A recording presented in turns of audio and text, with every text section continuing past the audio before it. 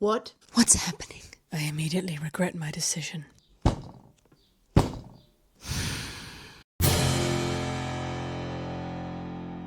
Well, hello, welcome or welcome back to my channel and to my latest reading vlog. In this reading vlog, I'm going to give you an update on what I have been reading so far in June. I'm also going to give you my progress on House of Leaves, the beast that is House of Leaves, and my thoughts on that adventure. Some of you will also be pleased to know there was a lot of cat bombing in a lot of what I do. I'm in my office and the heat of 1,000 suns is apparently concentrated on this window, and I'm trying to escape it, but it's not working, so I may melt during this video. There's no other way around it. I can't turn on a fan. I may have to get an air conditioner this size of my body. We're in the latter half of June, halfway through the year, and the reading this month has been good, but it has been slow compared to the whirlwind that I experienced in May when I smashed through 9 books in total. I started June reading 4 books, and that was a combination of hard copies, of a Kindle book, of audiobooks, and really up until a couple of days ago I hadn't finished any of them. I was enjoying reading them, I was getting through, but it just has been a slow month because that's what happens every now and then, whether you're someone who churns through, a dozen books a month or more, or whether it's just a couple. Sometimes you hit a month where you are enjoying your reading, but it is just feeling slow. We are halfway through 2025, and I have read 40 books so far. That does include about 3 DNFs. I don't know how people feel about including DNFs. Normally I wouldn't, but I'm just doing my roundup of books that I've gotten a fair way into. There's been a couple of books that I've just sort of started and gone, no, that's not my thing. I don't count them on the list. But in terms of completed books, it's about 37. And I'm okay with that. That's not bad going. I started June reading The Reformatory, and I am just about to finish it, really. It looks like, I'm sorry, you haven't got my bookmark in here. I'm a tiny bit away from the end. This is sensational. I know so many people warned me this is going to be so hard-hitting, but it is brilliant. And everyone was 100% right. This story set in the Jim Crow era, Florida, 1950, of a boy who is sentenced to go to a reformatory school, a big school, but this is a school of horrors, of terrors, because of the way that the boys are treated there, black boys and white boys alike, by the insane warden. And this dual storyline of the boy Robert, him trying to survive in this school that has these horrific punishments. Also his sister trying to fight for justice on the outside, trying to get her brother out of this reformatory school.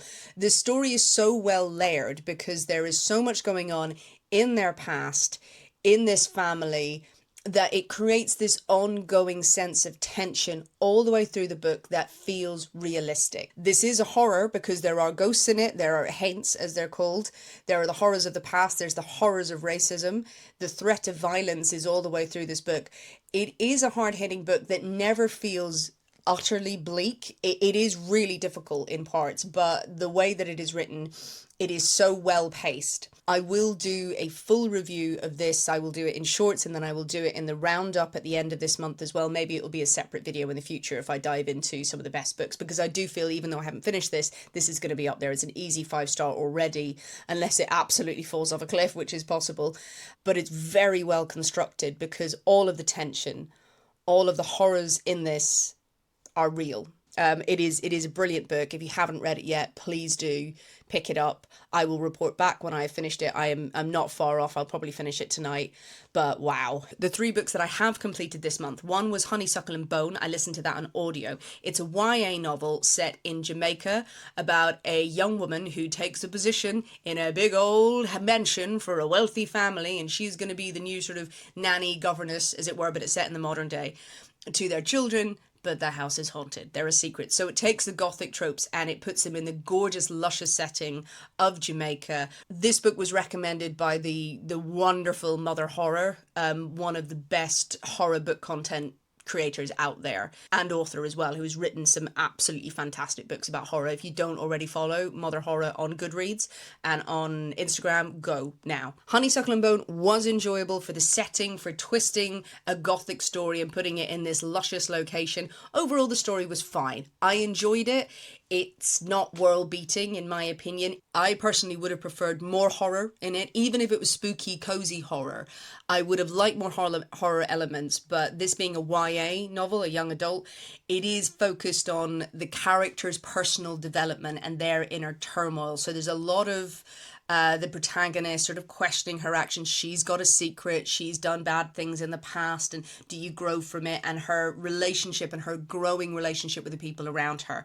And that's the focus, which is fine, which is all fine. And I think maybe if I was of that age bracket, I would really engage with it.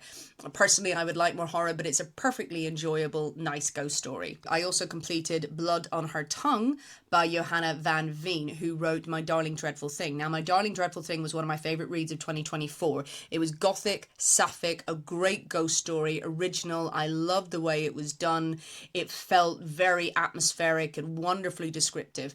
Blood on Her Tongue is another gothic twist, sapphic story. It's about two sisters, twins. One of the sisters is married. She writes to her sister complaining that she is suffering from an illness, but she's sort of giving hints that she feels she's being possessed, she's being taken over. This illness seems to have been sparked by the discovery of a bog body on her property, on the estate. And this sparks this tale of potential possession, of vampirism, of changeling lore. There is some fungal property in there. There's science, there's nature, there's twisted relationships. There's a lot going on in Blood on Her Tongue. Overall, I don't think it was as good as My Darling Dreadful Thing. It was very busy, but it had a lot to enjoy in there and a lot of really good atmosphere.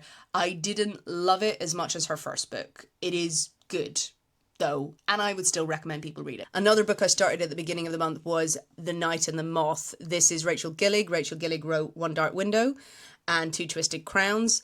One Dark Window is a book talk sensation book, and I loved it. I genuinely think it is worth the hype. I so enjoyed it. It's a romantasy, so if you're not into your romantasy, it may not be for you, but that is, and I have read a few romantasies hoping to recapture the magic of One Dark Window, and nothing quite has. I so enjoyed it. Have started this, put it down, because I knew I was going to devour it too quickly and I wanted to finish The Reformatory. I wanted to get on with some other books and complete those first. This will be finished this month. I have dipped into it and it is giving a lot of good gothic feels. Oh, I want to get back to this book. I feel like I'm going to really enjoy it. I hope. Now, Summerween is fast approaching, those of you who observe it from Gravity Falls. I've actually never seen Gravity Falls, but anything that is Summerween, Halloween, summer is absolutely my vibe. I like to mash Summerween with slasher summer. So in that vein, I have started to delve into some summer slasher books. There are quite a few out there, and I'm going to be doing a short video with lists of them in there, of all the ones I found. There's quite a few that I've read, and there are some that are on my TBR. I had good recommendations for The Lake House, and this isn't a bad book at all. This is a twist on a summer camp horror where you have three girls who are being sent to a summer camp that is for slightly older teens and good for sort of team building. When they arrive at the summer camp, was on a remote edge of a lake, they found it's completely burned down. And they're abandoned there, and no one is coming back, and all the people who are supposed to be there are not there. This is a thriller, this is a horror as well, and it was decent. I didn't mind it at all. It was a decent thriller, slasher.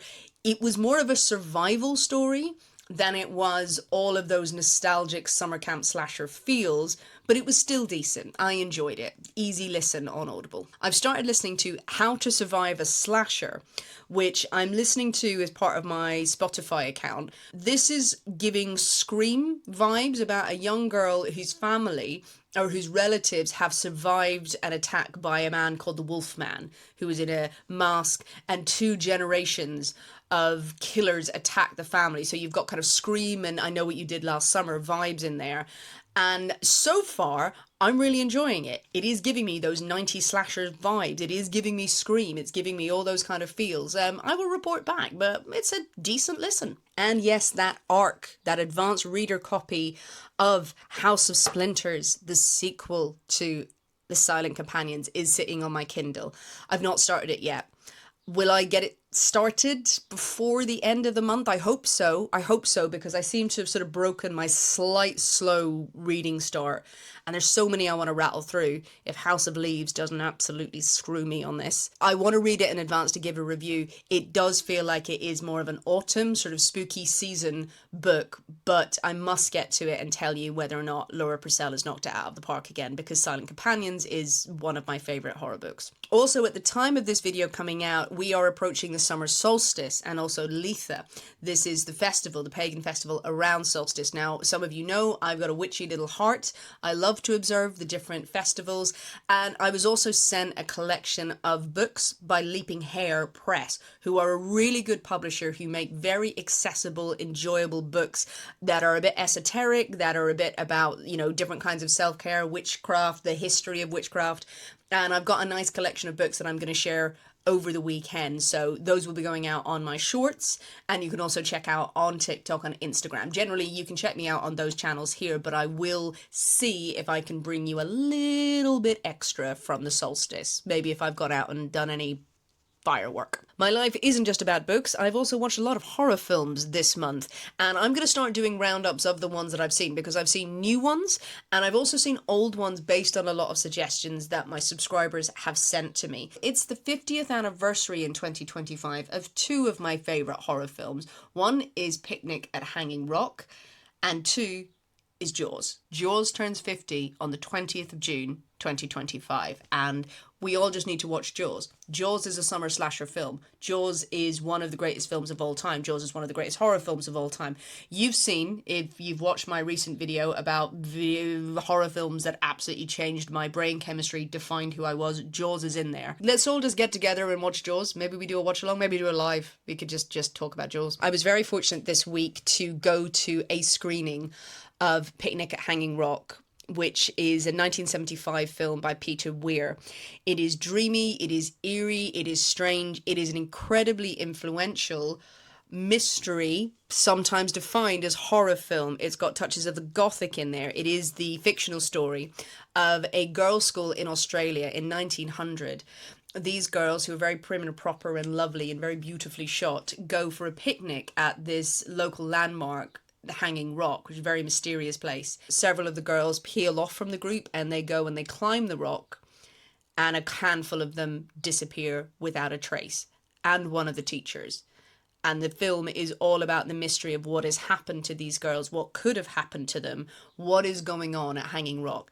As I said, it's very eerie, it's very dreamy, it is slow burn. If you watch it today, there will be people, I am sure, who will be going, what's happening, for swathes of this. It is very beautifully done and very fairy tale like in its filming, in its pacing, but it's also magically eerie and unsettling. It's a deeply uncanny film that I so enjoyed watching again. I took a friend who had never seen it before, and I was like, please come with me, because my local cinema was doing a screening and a talk on it, and it was a joy to sit there and watch it on the big screen again. If you like that kind of dreamy 70s eerie kind of horror film, go watch Picnic at Hanging Rock. Just dive it, just try it. You'll feel unsettled. It was remade into a series a few years ago, and I rated the series. The series was much more thrilling, a lot more direct. It added a bit more drama to it, and I didn't mind it at all. But the original film, I have got a big fat ticket to see 28 Years Later at 12 noon, the day that it comes out in the UK. I will be sitting there, middle section, dead centre, looking at that screen. Me and my mate, we're going to get there. We're going to get our snacks, we're going to get our drinks. We're going to watch one of the most anticipated horror films to come out for a long time. Will it live up to the hype? As always, do keep an eye on the YouTube short videos that I put out, and also over on TikTok as well, because that's where I'll be putting out more regular content when I'm doing roundups of books, but also the films that I've watched this month, because sometimes I don't know whether or not it's worth a long form video. That's really up to you guys to let me know. Everyone who suggested watch The Skeleton Key, thanks, did watch that. That was alright. that was okay. It wasn't perfect, but it was good fun, good atmosphere. What else have I been up to in June? Well, I'm also rehearsing for a play. I am part of an Amdram group in the UK. That would be the equivalent of community theatre, I believe you call it in the US, but amateur dramatics. I am doing a production of Bleak Expectations at the end of July, and this is an utter piss take of Charles Dickens' stories. It was originally a radio play, a very successful series. It was then transferred to the stage with many famous people playing different roles in it, and we're going to be doing this in Canterbury, the city where I live. I will put a link to the play if people just want to know about it. You can find the link in my description. I'm rehearsing for that pretty much 3 times a week now. So that is cutting into my House of Leaves time, let's just call it that. But I'm enjoying it and it's great crack. I will also try and bring you some behind the scenes footage of the theatre process because it's quite fun. It's quite silly and it's quite fun. For those who don't know, I'm also one half of the historical true crime comedy podcast, The Poisoner's Cabinet, which returns for season 6 this week. This is the podcast that I have been doing for the past 5 years with my best friend Nick. We delve into historical true crime cases. The madder the better, the crazier the better, the sillier the better, but with as much research and detail and juicy historical facts and weirdness that we can cram in there. We mix up a cocktail that is inspired by the tales that we tell. We do have a chat and we do have a laugh, but we do get to a good story. So if historical true crime is your thing and you don't mind a bit of comedy, a bit of a laugh with it, we do put a lot of work into it. It is returning for season 6. We have a channel here on YouTube. It is just the episodes of the podcast. You can also find us wherever you get your podcasts, so Apple, Spotify, any of those kind of channels. The link to the podcast will be in my description. That is the reading update, and as I'm rapidly melting in this office, it's time to move on to the other subjects of this week's blog, namely my experiences with House of Leaves.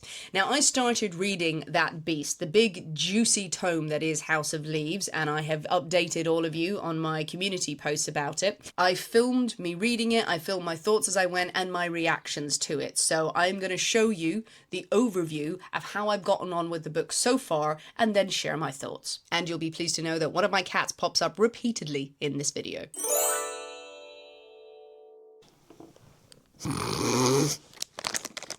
You've had so many today. One. Are you going to let me read? It's time.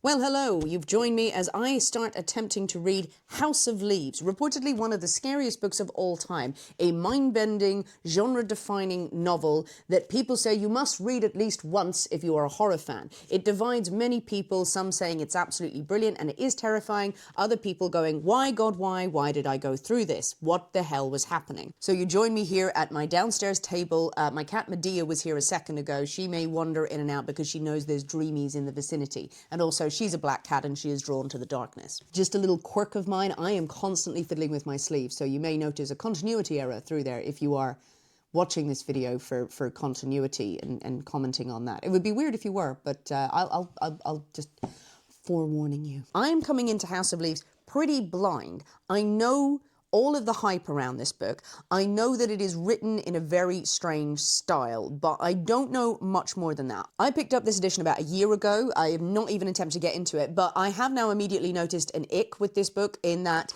it has no description on the back. It's just got a series of quotes from people saying how good it is. So, meh. The blurb is in the inside of the book. I will read it to you. Johnny Truant, I instantly hate that name, wild and troubled sometime employee of an LA tattoo parlor, finds a notebook kept by Zampano, hope I've pronounced that right, a reclusive old man found dead in a cluttered apartment. Herein is the heavily annotated story of the Navidson record. Will Navidson, a photojournalist, and his family move into a new house. What happens next is recorded on videotapes and in interviews. Now, the Navidsons are household names. Zampano, writing on loose sheets, stained napkins, crammed notebooks, has compiled what must be the definitive work on the events of Ash Tree Lane. But Johnny Truant has never heard of the Navidson record, nor has anyone else he knows. The more he reads about Will Navidson's house, the more frightened he becomes. Paranoia besets him. The worst part is that he cannot. Already this book is fucking with me. The worst part is he just... Why is this sentence so hard? The worst part is he can't just dismiss the notebook as the ramblings of a crazy old man. He's starting to notice things changing around him. Immensely imaginative, impossible to put down, impossible to forget. House of Leaves is thrilling, terrifying, and unlike anything you have ever read before. So that is the blurb of the book. If you didn't know it already, it is told in segments of these transcripts of notes that are left in here. Now, this is a beast. You can see how thick this book is. However, as many people have pointed out, I am just going to flick through the pages. So we've got at the beginning here, you've got like chunks of text. Then you also have entire blank pages and then ramblings and stuff. So the book isn't as thick as it looks, but it is going to be confusing. There are Reddit groups that are entirely dedicated to it, describing how you should go through this book, because it's not necessarily advised that you go through it in the normal way that you would read a book, in chronological order, page by page. Some people suggest that you read sections of it. There's whole sections in here with footnotes, and people say, skip that or go back to it or come back and experience the book in different ways. If anyone has read it and really does have strong advice about do not miss this or do this, feel free to weigh in, because I will not really know a verdict until I've gotten through it. My intention right now is I'm going to be reading this and I will slow the video down when I get to something interesting or troubling. I'm going to read as much of this as I can in the next 25 minutes. I'm going to set a timer.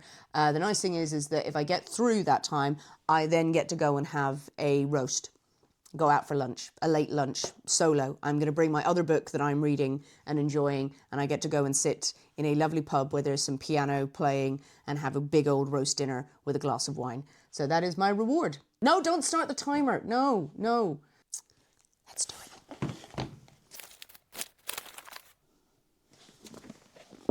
Instantly bodes well. My brain wandered there. Flays? Who's Flays? Why is there a new person? Shit! There's a couple of asides here about women and pussies. You don't need to put that in, mate. Oh no. There's a reference to dead cats. It's warning here. It's okay. The way this bit is written at the start, it's actually quite hard to read. I'm going to show you, because it's like, I don't know if you can really get a sense of it. Sorry, the book's massive. So this is almost like it's typed out in old style, like a typewriter script. And it's not laying out in the same sort of font and layout as of a book, which is weirdly more pleasant on the eye. And it just notice that. No reflection on the story. But the way that this is pasted out, maybe it gives a hint to the rest of the book, or it's intentionally disorientating.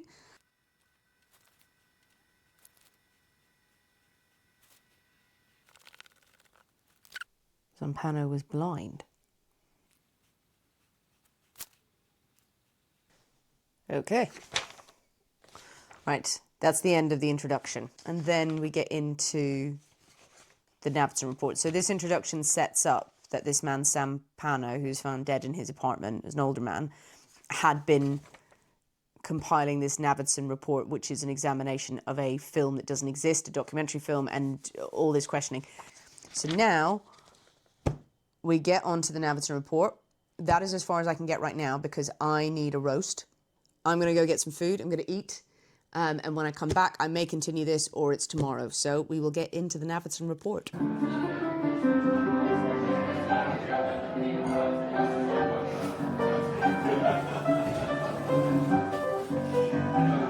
Back at it again, back with House of Leaves again. I am fitting in reading this in a seemingly hectic week. I am just squeezing in time to sit with this. Right. Next bit. I've gotten through the introduction. Now we're on to the Navidson report. So I'm going to sit. I've got my little, can you see that? Little beverage. Got my little beverage here. That is mostly gin. Oh, I added the gin in last and now that's just all up in there. Well, that should make this fun. What? Oh, no. Okay, I've read the first paragraph of,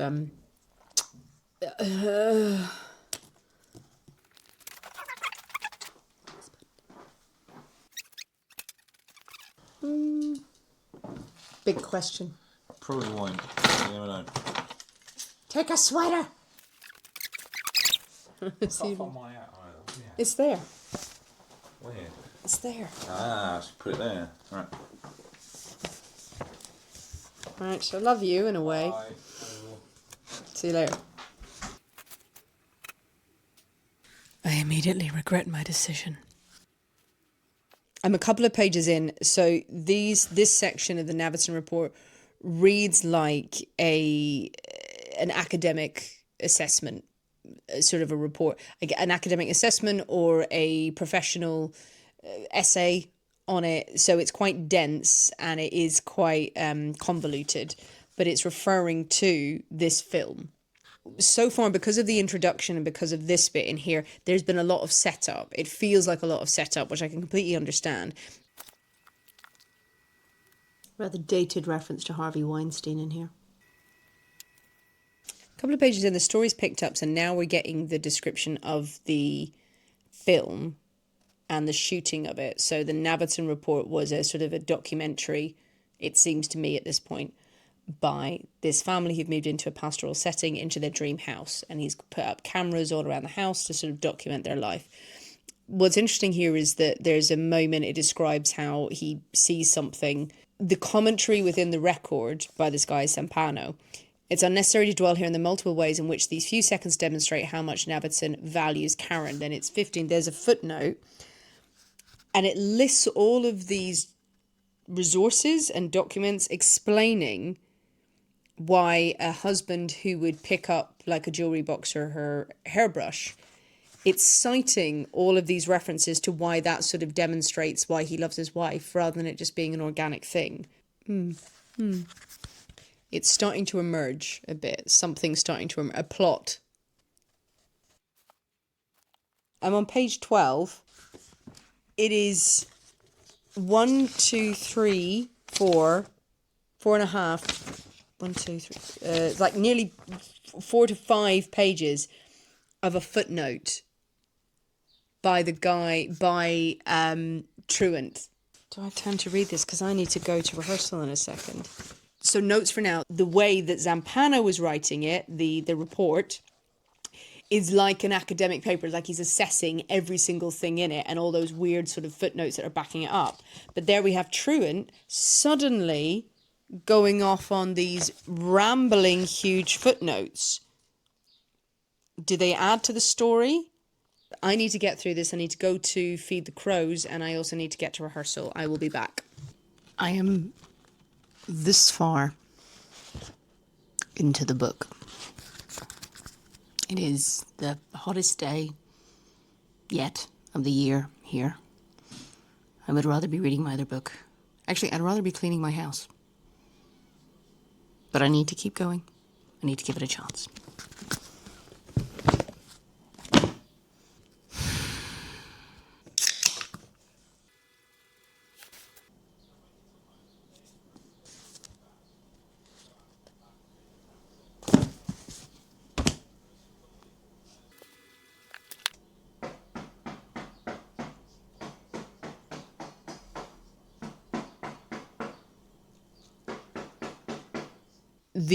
The footnotes are sort of almost like a director's commentary on top of a director's commentary, which does pull you out of the story. And my instinct is going, I just want to read the story about the house. I don't really care about your man's footnotes.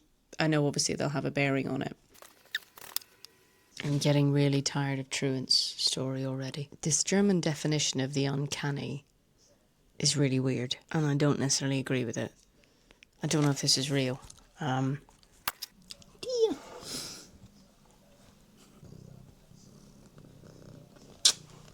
We've talked about this. Don't show your butt to the camera.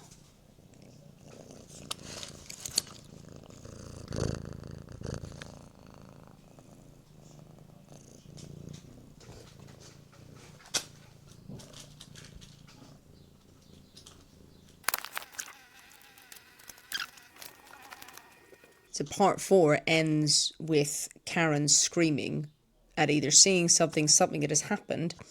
And then we go into part 5, chapter 5, And it is a long meditation on the figure of Echo from Greek mythology, of Echo's role, of the nymph, of different interpretations. Nothing is telling us what's happened in the house.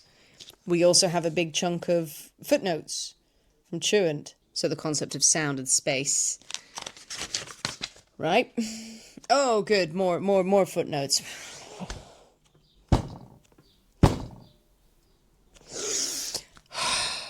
Why? Okay, we're getting into crazy territory here.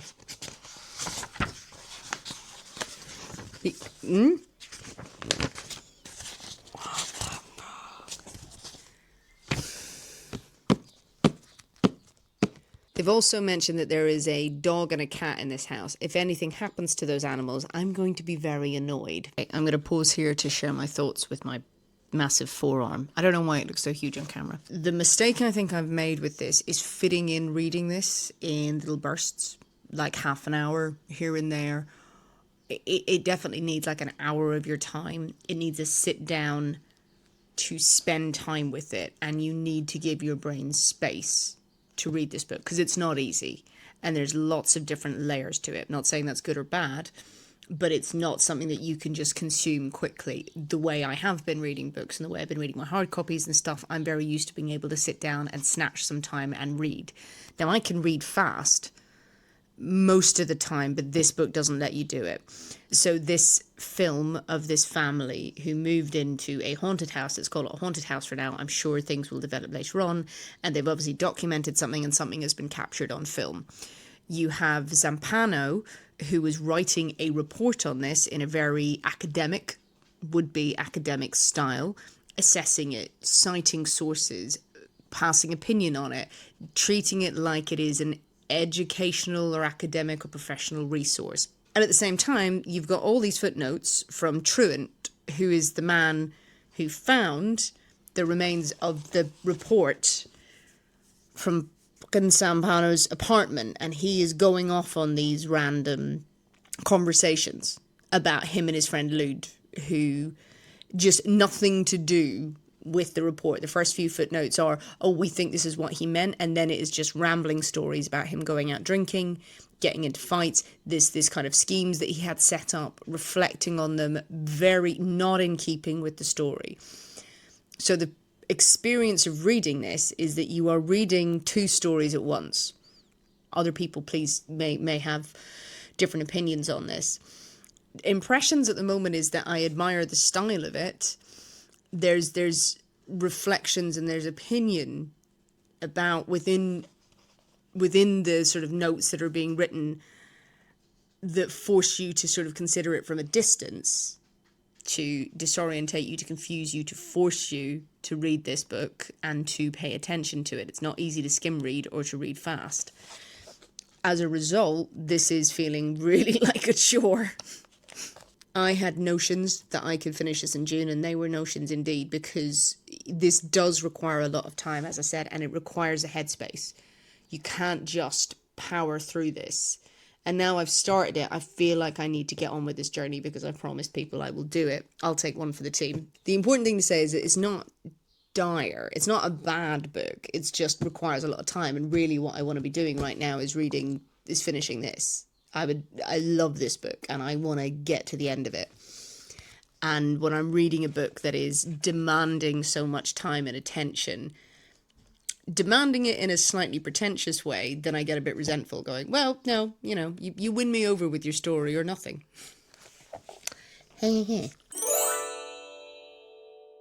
So I'll be honest, chaps, that when I started filming the experience of House of Leaves, I went in with the best intentions, thinking this will be fine. Okay, I will naively think that I can get through it. If I put some time aside each day, I'll be able to finish this by the end of June. There's absolutely no chance that that is happening unless some other kind of inspiration hits me. House of Leaves is an experience. It is, I knew that when going into it off the top of my head. I didn't fully appreciate that, I think, of how difficult a book it is to read, because it is intentionally set out in all sorts of different formats with 2-3 different voices cutting in and out in the text, different stories that are going alongside each other in this book that pull you out of one experience and force you into another reading experience. It makes you an active reader rather than a passive reader.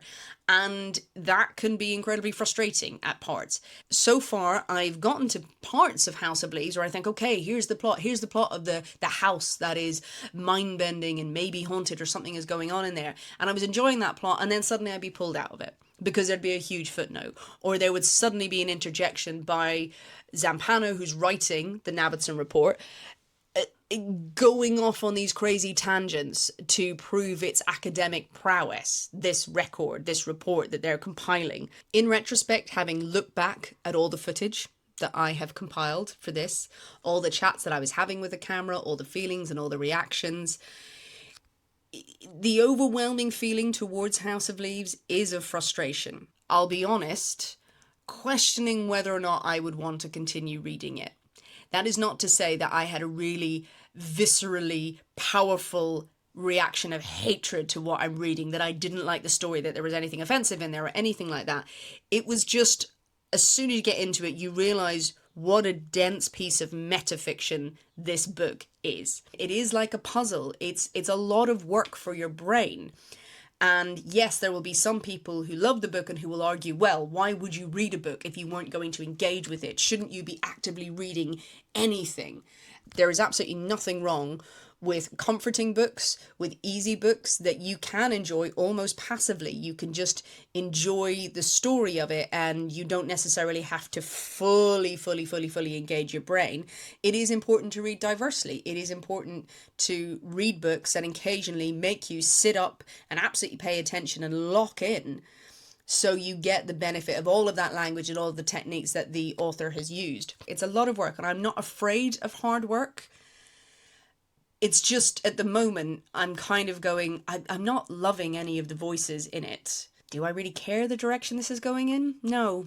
So I feel like I'm going to continue with House of Leaves as an experiment, as a study.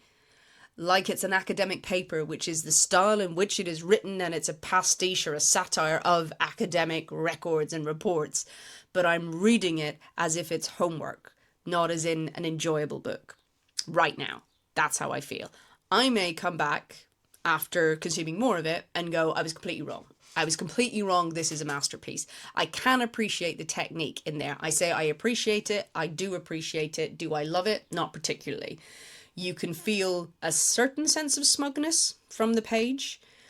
And sure, while there are potentially pretentious people out there who would go, yes, you should actively read books and not just enjoy stuff passively. This is a work where you really have to engage. I would give another equally pretentious response to it, potentially, to say, if I'm going to do that, I'd rather read Finnegan's Wake by James Joyce, which I've never read, which is one of the books that you should engage with, and it is damn near impossible to read, but by one of the great authors.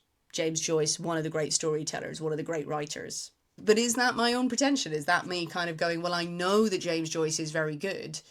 Am I not giving House of Leaves and this author a chance? The reason I'm saying this author is that I have my stutter kicks in with his surname, and I will perfect it, but every time I try and say it, this is not meant to be any disrespect. Please, please, please, please. Just to assure that sometimes I have a stutter and I can say a word and I can say it off camera and then I will mess it up, and it just makes me feel stupid, and I don't want to be disrespectful to the author. I will have it nailed. I just need to sit with it for a minute. It's just the nature of my stupid voice. All of that being said, I did think, and I did write down how do I feel during this experience of reading, because it is forcing me to think about how I read and all my reactions. It did make me think, am I so used to consuming books rapidly now, because I have sort of trained my brain of doing book content for the last 2 years, that I can read quite fast and I can consume fast and I can hear things very quickly and I can read quickly and I can absorb it. I've trained myself to have quicker dopamine hits and quicker reactions, that I'm not giving it enough of a chance. So that is in the back of the mind, and that's why I'm not suddenly going, oh, I give up. Even though so many people have messaged me saying, don't bother. Suddenly, you've all come out of the woodwork now, I've started the bloody thing, and everyone's going, no, don't bother. I got a bit into it. Nope. Oh, where were you? Where were you? Some of you commented on the original post, but you're all like, no, you do it. You do it for us. We want you to suffer. I want you to try it to see how painful it is. That was that vibe. So I will continue as I can. Thank you for sticking with this vlog, by the way, as I am boiling, literally. I feel bad for me editing this, where I'm going to look at myself and go, Jesus Christ, she's melting. As ever, if you'd like to suggest different kinds of content you'd like to see from me in the future, please go ahead and leave them in the comments. I would love to get ideas from you about what you'd like to see. I hope you have enjoyed this latest vlog. Remember, stay spooky. Bye-bye.